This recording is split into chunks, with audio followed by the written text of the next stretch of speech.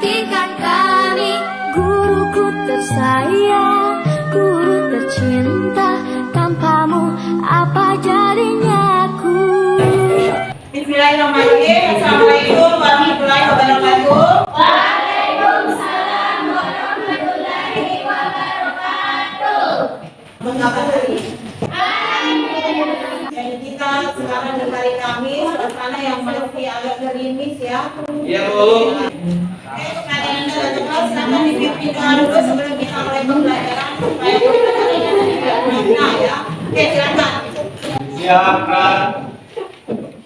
Sebelum kita belajar, mari kita berdoa menurut keyakinan masing-masing. Doa dimulai. Doa selesai. Amin ya Rabbal Alamin. Saya mulai dulu ya. Mainnya. Nia, Asri, Putri Ramadhani, Kamla Ramadhani. Orang yang tidak hadir, mungkin karena suasananya hujan, jadi banyak yang tidak hadir. Hari ini pertemuan terakhir ekonomi ya. Harus tetap semangat belajar meskipun pertemuan terakhir. Karena dengan belajar kita bisa membuka dunia. Walaupun misalnya tidak bisa kita ubah dunia, sadapnya kita bisa membuka diri sendiri. Nah, sebelum kita masuk materi selanjutnya, saya mau tanya dulu, masih ingat materi pertemuan sebelumnya? Masih ingat? Kalau begitu saya tanya apa yang kita pelajari pada pertemuan sebelumnya? Ada berapa dari yang kalkulator yang pernah belajar? Pertama, Politik uang bunga, politik uang ketat, kemudian politik uang logam, politik uang logam, kebijakan moneter ekspansif, ekspansif dan kebijakan transmisi. Nah, selanjutnya yang kita bahas hari ini adalah apa? Jadi materi hari ini adalah kebijakan fiskal. Nah, ada tujuan pembelajaran yang harus kita capai pada pertemuan hari ini tentang kebijakan fiskal. Jadi melalui pendekatan saintifik dengan model pembelajaran discovery learning, siswa diharapkan dapat menjelaskan pertama pengertian kebijakan fiskal. Kemudian yang kedua tujuan kebijakan fiskal. Kemudian selanjutnya adalah menjelaskan instrumen kebijakan fiskal, instrumen kebijakan fiskal. Kemudian menganalisis secara kritis informasi dan data-data yang diperoleh tentang kebijakan fiskal. menganalisa informasi tentang kebijakan fiskal. Bisa kita lanjut? Bisa. Mari kita nonton video berikut. Nah, yang di depan sudah ada. Selamat menikmati. Ya. Siap-siap nih, harga sejumlah barang dan jasa berpotensi naik mulai 1 April mendatang karena ada tarif pajak pertambahan nilai yang bakalan naik menjadi 11%. Kira-kira barang dan jasa apa aja ya yang bakalan naik? Jangan-jangan kopi yang saya minum ini juga ikutan naik harganya gara-gara PPN naik. Bukan, itu bukan PPN. Makanan dan minuman yang disajikan di kafe dan restoran tidak dikenakan PPN karena bukan objek pajak PPN. Tax yang tertera dalam tagihan itu merupakan pajak restoran sebesar 10%. Sedangkan PPN atau pajak pertambahan nilai adalah pungutan yang dikenakan atas transaksi jual beli barang dan jasa. Pajak ini dikenakan kepada konsumen dan pemungutannya dilakukan oleh wajib pajak orang pribadi atau badan yang telah menjadi pengusaha kena pajak. Oke, sudah selesai videonya ya? Nah, sudah nonton tadi dengan baik? Dengar apa yang dikatakan? Nah, kira-kira apa yang dibahas dalam video yang ditayangkan tadi?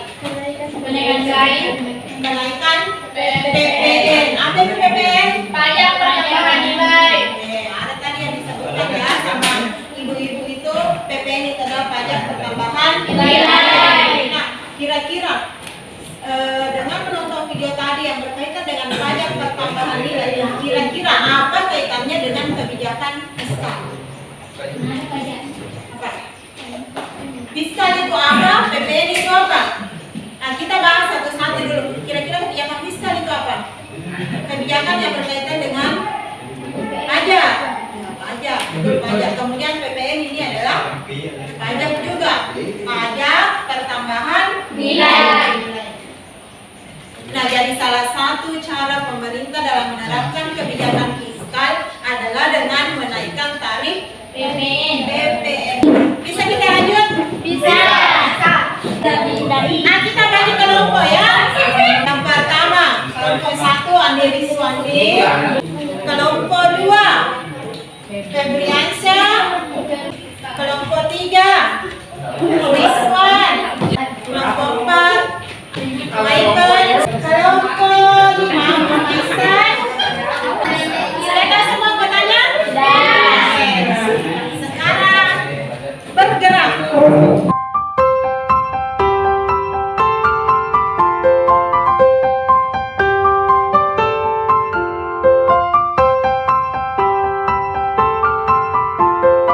Nah, selanjutnya ini kan Sangkari sudah berkumpul sama dengan teman kelompoknya ya.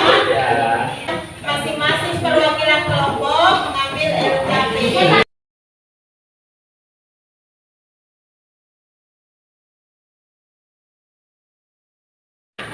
Nah, mulai dari kelompok 1, kelompok 2, 3, 4, dan kelompok 5. Yang akan kita cari yang pertama adalah mulai pengertian kebijakan fiskal, kemudian tujuan kebijakan fiskal, kemudian jenis-jenis kebijakan fiskal, kemudian peran dan fungsi kebijakan fiskal, dan yang terakhir adalah instrumen kebijakan fiskal. Silakan bekerja dari sekarang.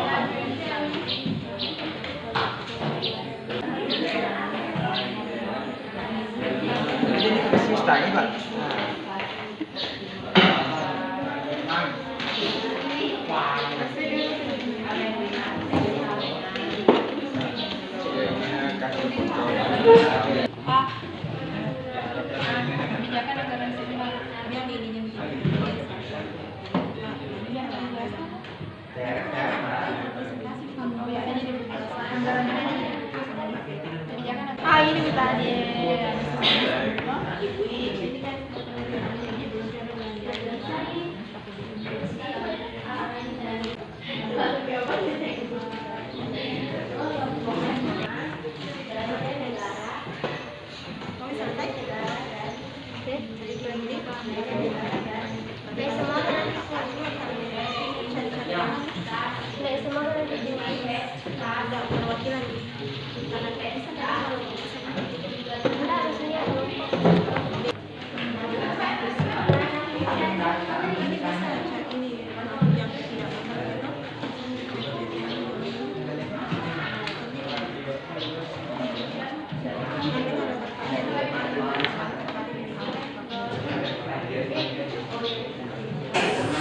Nah, sekarang kita presentasikan hasil kerja kelompoknya di depan ya. Ini ada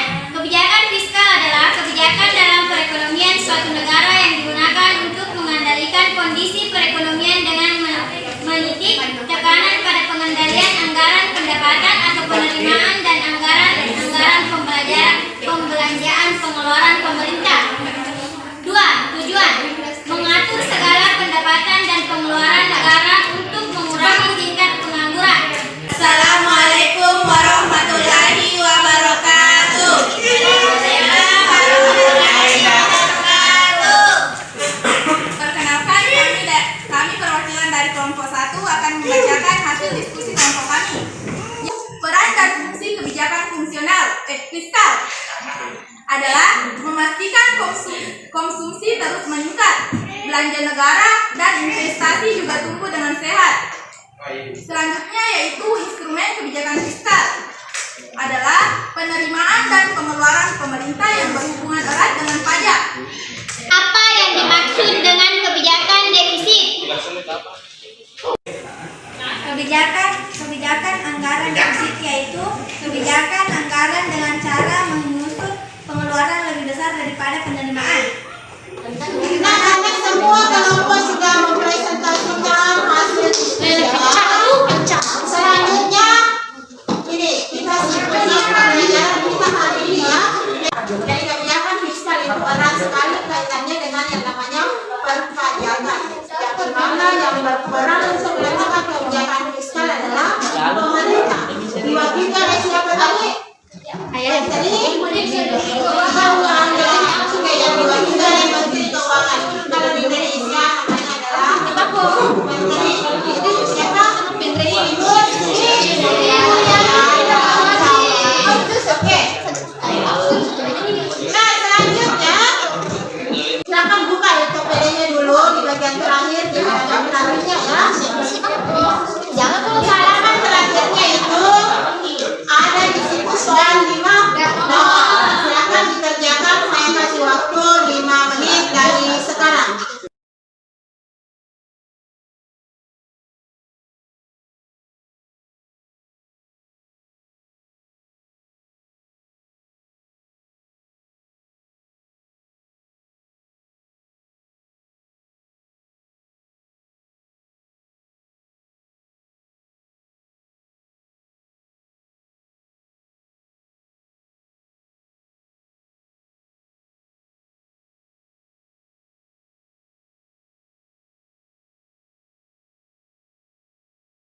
Sudah semua dikerjakan soal yang di nomor? Sudah. Sekarang silakan kumpul KPD-nya satu orang. Kumpul KPD-nya.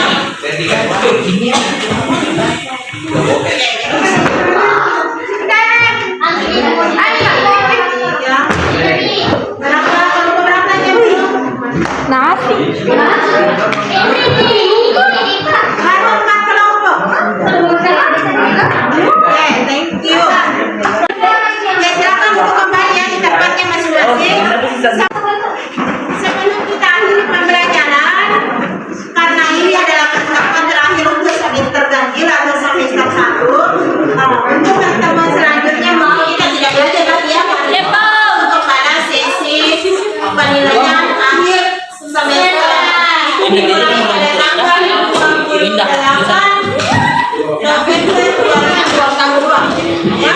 28 November 2022. Semoga bebas.